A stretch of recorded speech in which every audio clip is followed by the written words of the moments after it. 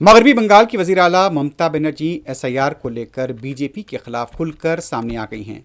ममता बनर्जी ने कहा कि बीजेपी जो खेल उनके साथ खेलना चाहती है, उन्हें पता नहीं कि वो किस तरह की खिलाड़ी हैं। ममता बनर्जी ने कहा कि बीजेपी उन्हें कभी नहीं पकड़ पाएगी।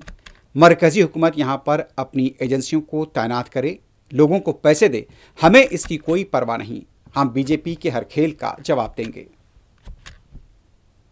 আমি বিজেপিকে বারবার বলি, ওরে আমার সাথে খেলতে যাস না।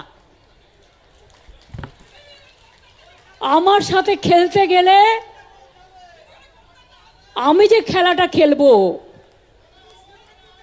সেই খেলায় তোমরা আমাকে ধরতেও পারবে না, ছুটতেও পারবে না, নাগালও পাবে না।